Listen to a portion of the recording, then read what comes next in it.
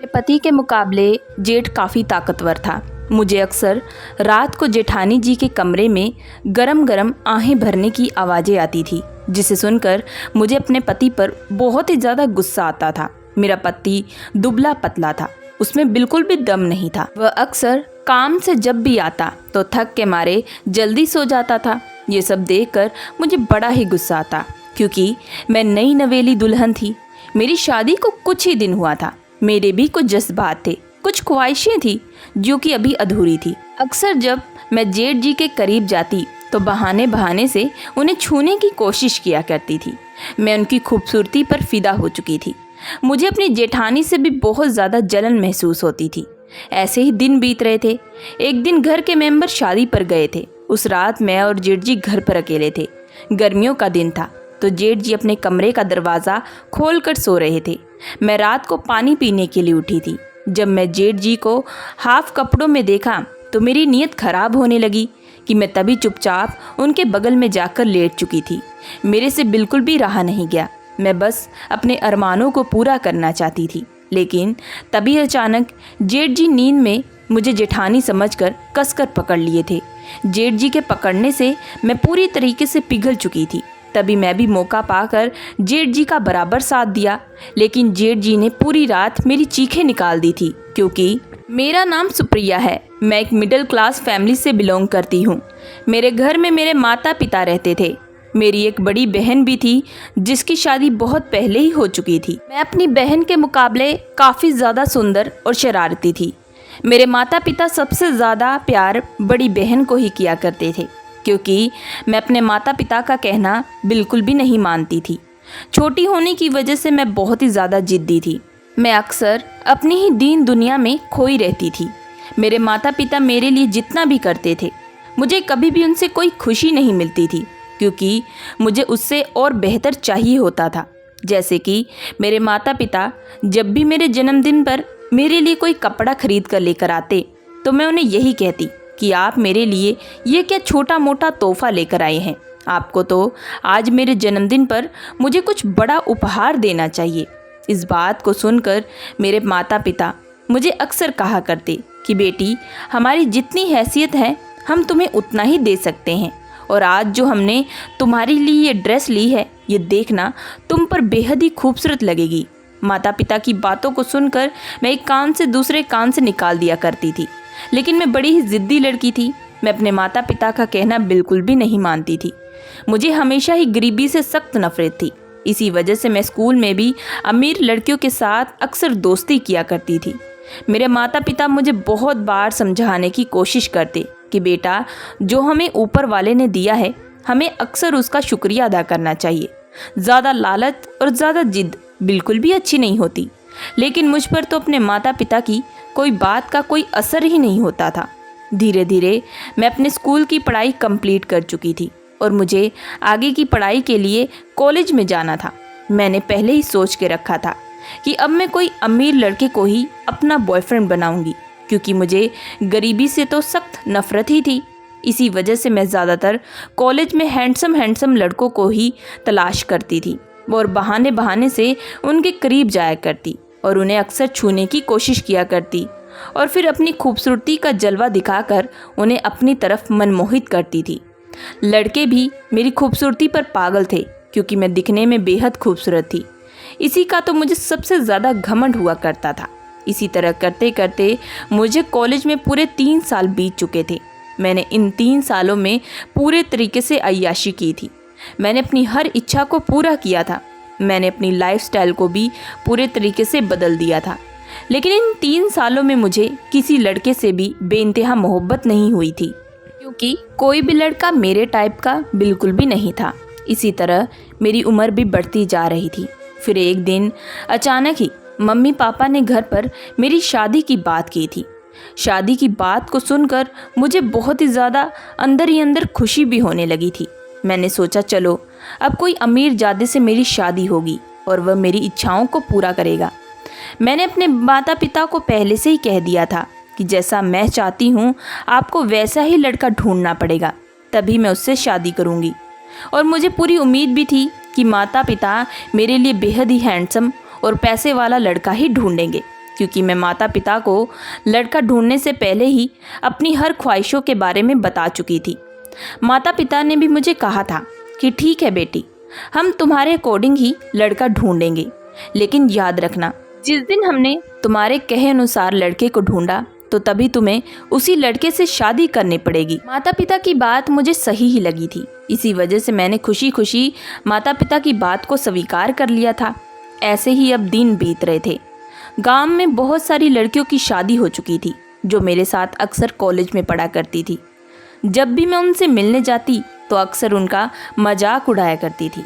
मैं अक्सर कहा करती थी कि तुमने तो ऐरे गहरे लड़कों से शादी की है, मैं तो कोई हैंडसम और अमीर ज़्यादा लड़के से शादी करूँगी। जिस बात को सुनते ही लड़कियाँ मुझ पर हंसने लगती थी। वह अक्सर मुझे कहा करती थी कि लगता है तुम तो दिन में ही सपने देख रही हो, तुम तो खुद एक गरीब परिवार से हो, भला कोई अमीर परिवार का लड़का तुम जैसी गरीब लड़की से क्यों शादी करेगा, और अगर करेगा भी तो वह बहुत सारा दहेज भी तो लेगा। क्या तुम्हारे माता पिता के पास इतना पैसा है? इस बात को सुनते ही मुझे बहुत तेज गुस्सा आ चुका था। मैंने कहा वह तुम्हें वक्त ही बताएगा। यह बोलकर मैं गुस्से से वापस अपने घर की तरफ रवाना हो चुकी थी। मुझे अंदर ही अंदर बहुत तेज गुस्सा भी आ रहा था। मेरा दिल कर रहा था कि आज के आज मैं किसी अमीर जादे से शादी कर लूं और इन्हें इनकी औकात दिखाऊं। मैंने अब मन में ठान लिया था कि मैं अब एक अमीर ज़्यादा से ही शादी करके इन लड़कियों को इनकी औकात दिखाऊंगी, और तब इनको मुझ पर जलन होगी और तब मुझे बहुत ही ज़्यादा आनंद आएगा। मैं गुस्से से लाल पीली होकर अपने घर की तरफ बढ़ती जा रही थी कि तभी अचानक जैसे ही मैंने अपना पाँव घर के अंदर दाखिल किया तो मुझे माता पिता के हाथ में एक लड़के की तस्वीर दिखी थी। वो मुझे कहने लगे कि अच्छा हुआ सुनैना कि तुम वापस आ चुकी हो, मैं तुम्हें एक लड़के के बारे में बताने ही वाला था। कि तभी मैंने माता पिता से कहा कि क्या लड़का मेरी पसंद के अनुसार है? तभी वह कहने लगे कि हाँ बेटी, तुमने जैसा जैसा कहा था हमने ठीक वैसा ही लड़का ढूंढा है।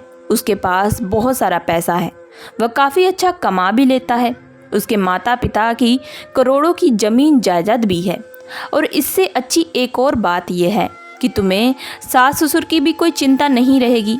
इन सारी बातों को सुनकर मैं तो खुशी के मारे झूम उठी थी। मैंने कहा कि चलो, सास का भी कोई टेंशन नहीं रहेगा। मैंने तभी अपनी सहेलियों को उनकी औकात दिखाने के बारे में सोचा। मैंने तभी तुरंत फैसला कर लिया।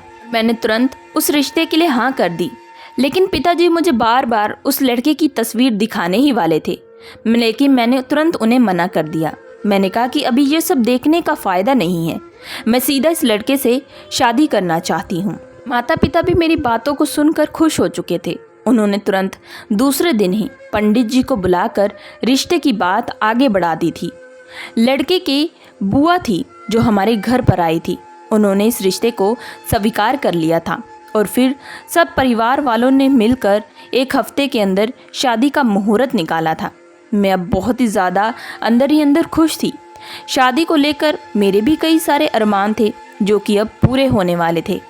मैं कम उम्र की कमसिन लड़की थी, इसी वजह से मेरे अंदर के जो जज्बात थे वह काफ़ी भरपूर पड़े हुए थे।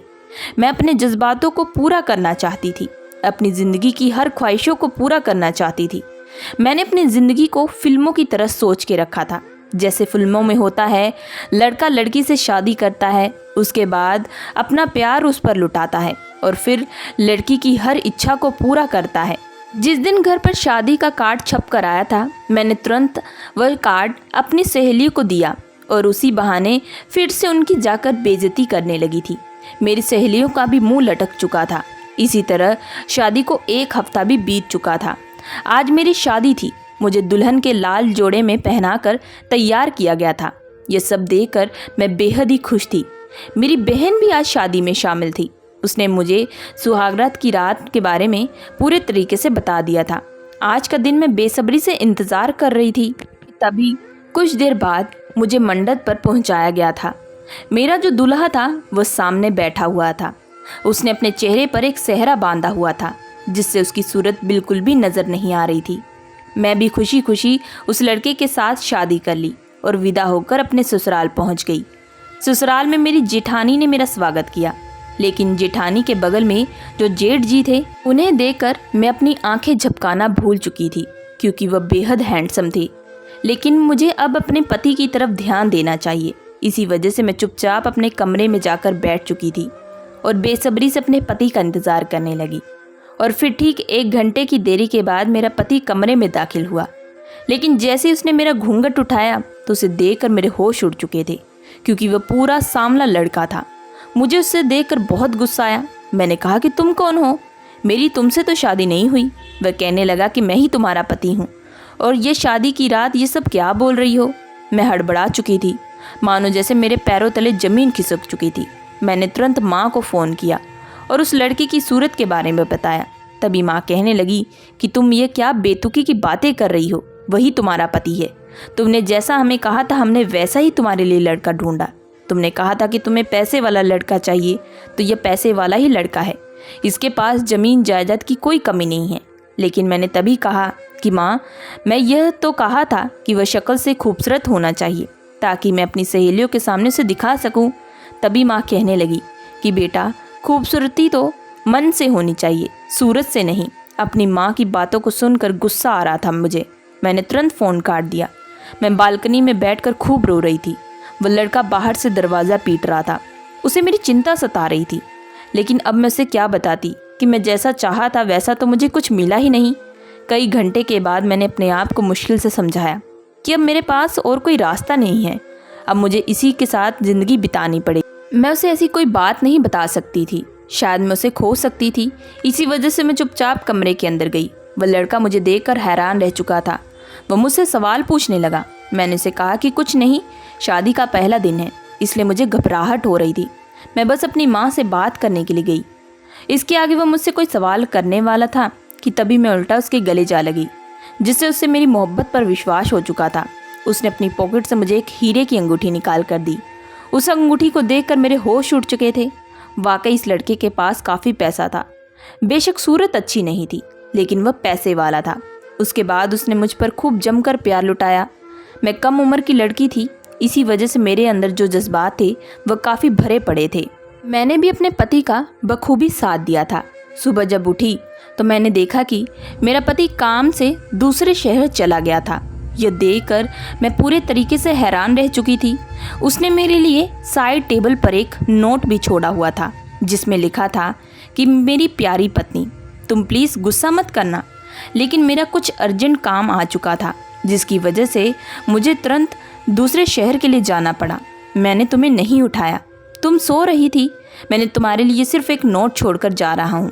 मैं कुछ दिन तक वापस आ जाऊँगा, तुम चिंता मत करना। उस वक्त मुझे बहुत ज़्यादा गुस्सा आया, लेकिन मैंने अपने गुस्से पर काबू पाया था। तभी मुझे मेरी जेठानी और जेठ जी सामने नजर आए।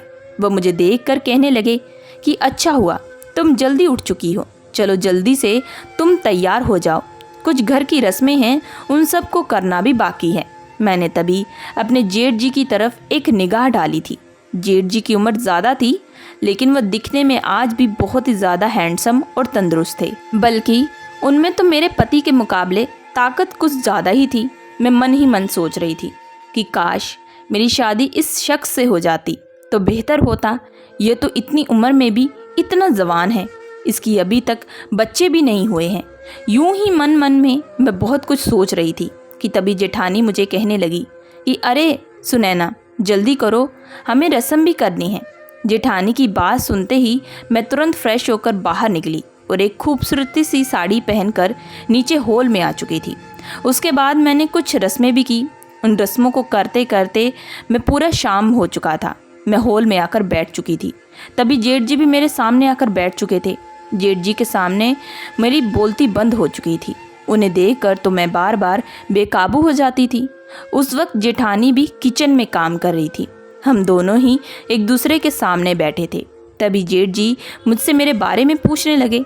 हम दोनों की कुछ देर बातचीत हुई थी। उसके बाद जेठ जी को कुछ फ़ोन आया और वो फ़ोन पर बात करने के लिए घर के बाहर जा चुके थे। मैं भी बहुत थक चुकी थी। इसी वजह से मैं तुरंत अपने कमरे में चली गई और कमरे में जाकर कब गहरी नींद में चली गई मुझे कुछ भी मालूम नहीं। तभी मुझे घर में से किसी की अजीबोगरीब आवाज़ें आने लगी। जब मैं उन आवाज़ों को सुनने के लिए कमरे से बाहर निकली तो मुझे ये आवाज़ मुझे जेठ और जेठानी के कमरे से आ रही थी। मैं मन ही मन सोच रही थी कि जेठ जी तो काफ़ी ताकतवर है, शायद आज भी वह अपनी पत्नी पर बहुत ही मोहब्बत लुटा रहा होगा। उन दोनों की ऐसी आवाज़ों को सुनकर मेरा मन भी मचलने लगा था। बल्कि मेरी नई नई शादी थी, मैं नई नवेली दुल्हन थी। बल्कि मेरे पति को तो मुझ पर प्यार लुटाना चाहिए, मुझे वक्त देना चाहिए और मुझे खुश करना चाहिए, लेकिन वह तो उल्टा मुझे छोड़कर अपने कामकाज में ही बिजी हो चुका है। मैं मन उदास लिए दोबारा अपने कमरे में आकर लेट चुकी थी।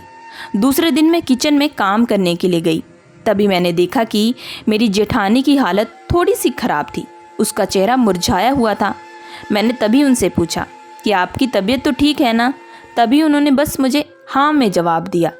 मैंने मजाक में ही अपनी जेठानी से दोबारा कहा कि क्या बात है, जेठ जी इस उम्र में भी आपको शायद आराम से सोने नहीं देते, वो आपसे शायद बेइंतहा मोहब्बत करते हैं।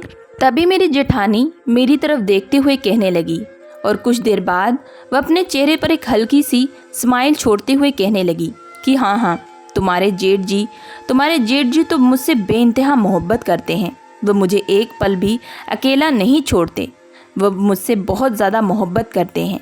वह रात भर मुझ पर खूब प्यार लुटाते हैं। मैं उन्हें मना भी करती हूँ, लेकिन वह बिल्कुल भी मानते नहीं।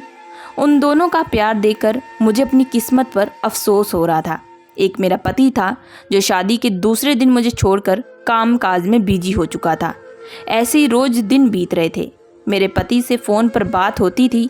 वह मुझे अक्सर फ़ोन पर समझाया करता और हमेशा रोज़ मेरे लिए कोई ना कोई तोहफ़ा भी घर पर भेज दिया करता था, जिससे मैं खुश हो लेती थी।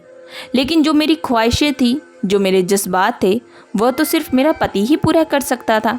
अक्सर जब भी रात को मैं सोती थी तो मुझे जेठानी के कमरे से वह सब की आवाज़ें आती।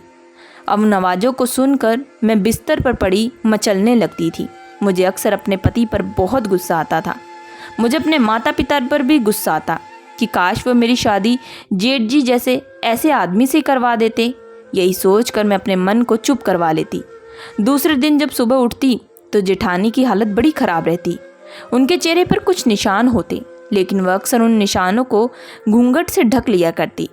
मैं भी इससे ज़्यादा कुछ नहीं पूछती थी।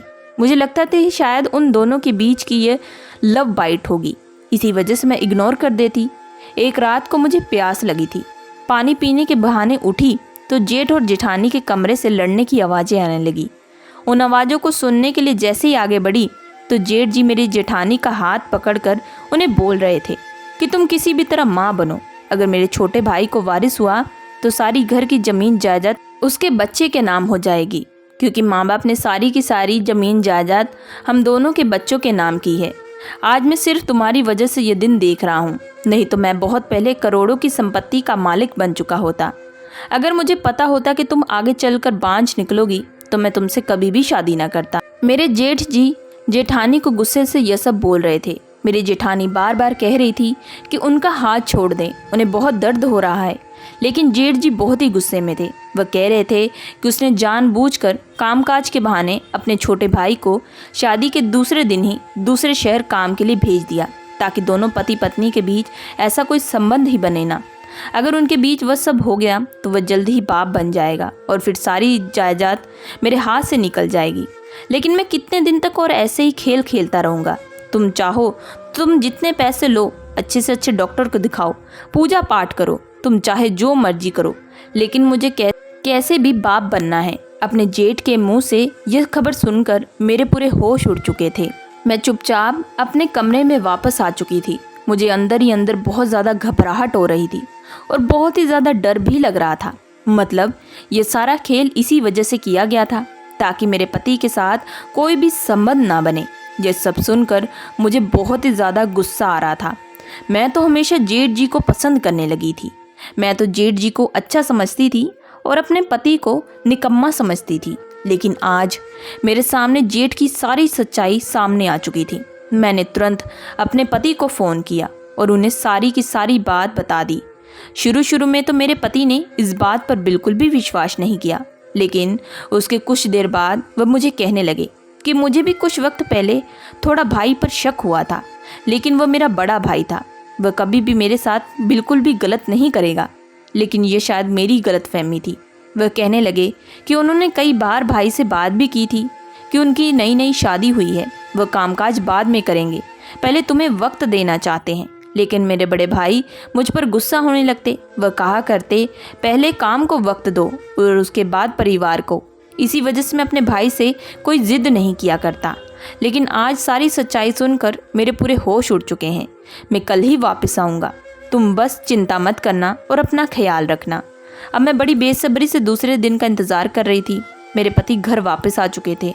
उस वक्त जेठ जी घर पर बिल्कुल भी नहीं थे। कुछ ही देर बाद घर की घंटी बजी। मैं तुरंत घर का दरवाज़ा खोलने के लिए गई तो अपने पति को सामने देखकर मैं खुशी से झूम उठी थी। मैं तुरंत उनके गले लग गई। आज मुझे अपने पति पर बेइंतहा प्यार आ रहा था। जैसा भी था मेरा पति, लेकिन वह बहुत ही अच्छा था। उसने तुरंत अपनी भाभी से आकर बात की। शुरू में तो उसकी भाभी ने इनकार किया, लेकिन जब मेरे पति ने ज़्यादा जोर डाला तो मेरी जेठानी ने सारी बातें कबूल कर ली थी। तभी जेठ जी भी घर पर वापस आ चुके थे। हम सबको देखकर वह हैरान रह चुके थे। तभी मेरे पति ने अपने बड़े भाई से बात की और सारी की सारी कहानी ने बताई। जेठ जी ने शुरू में तो अपनी कही बातों को बिल्कुल भी स्वीकार नहीं किया, लेकिन जब उनकी पत्नी ने भी हमारा साथ दिया तो वह अपना गर्दन झुकाए खड़े थे। तभी मेरे पति कहने लगे कि भाई, आप मुझसे बड़े हैं, मैं आपको माता पिता का दर्जा देता हूँ, क्योंकि माता पिता के जाने के बाद बचपन से ही आपने ही मुझे सहारा दिया है। आपने ही मुझे पाल पोस कर बड़ा किया है और इस काबिल बनाया है। आप मुझे एक बार तो बोलते, मैं खुद ब खुद ये सारी ज़मीन जायदाद आपके नाम कर देता। मैं अपने पति का मुंह देख रही थी। मुझे गुस्सा आ रहा था उस वक्त कि ये सब क्या बोल रहा है, इसे तो अपना हक मांगना चाहिए। लेकिन उसके कुछ देर बाद मेरे पति कहने लगे, रिश्ते से बढ़कर कुछ भी नहीं होता। पैसा तो इंसान दोबारा भी कमा लेता है, लेकिन एक बार जो रिश्ता टूट जाता है उसे दोबारा बिल्कुल भी जोड़ा नहीं जा सकता। मुझे भी अपने पति की यह बात सही लगी थी। मेरे पति मेरा हाथ थामकर घर से बाहर जाने वाले थे। वह कह रहे थे कि अब हम दोनों इस घर में बिल्कुल भी नहीं रहेंगे, ये सब कुछ आपका है। इन सब बातों को सुनकर मेरी भी आंखों से आंसू आ रहे थे। जेठ जी भी आंखें नम किए खड़े थे। उन्हें भी अपनी गलती का पूरा एहसास हो चुका था। हम जैसे ही घर के बाहर जाने लगे तो उन्होंने अपने भाई का हाथ पकड़ लिया और उन्हें जाने से रोक दिया। वह कहने लगे कि भाई, मुझे माफ़ कर दे, मुझसे गलती हो चुकी है। मैं पैसों में अंधा हो चुका था। मेरे दोस्त अक्सर मुझे कहा करते थे कि तेरी तो संतान नहीं है, तेरा भाई जब शादी करेगा तो उसकी संतान आएगी और सारी ज़मीन जायदाद उसके नाम हो जाएगी। मैं बस बहक गया था। जो कुछ भी है हम सब का है। हम सब मिलकर खुशी खुशी इसी घर में रहेंगे। जो मैंने किया है उसे माफ़ कर दे। मेरे पति ने भी अपने भाई को माफ़ कर दिया था। अब हम सभी खुशी खुशी आपस में मिलजुल कर रहने लगे हैं। तो दोस्तों, आप लोगों को ये कहानी कैसी लगी हमें कमेंट करके ज़रूर बताइएगा। अगर आप हमारे चैनल पर नए आए हैं तो हमारे चैनल को लाइक एंड सब्सक्राइब करके ज़रूर जाइएगा एंड बेल आइकन का बटन ज़रूर दबाइएगा।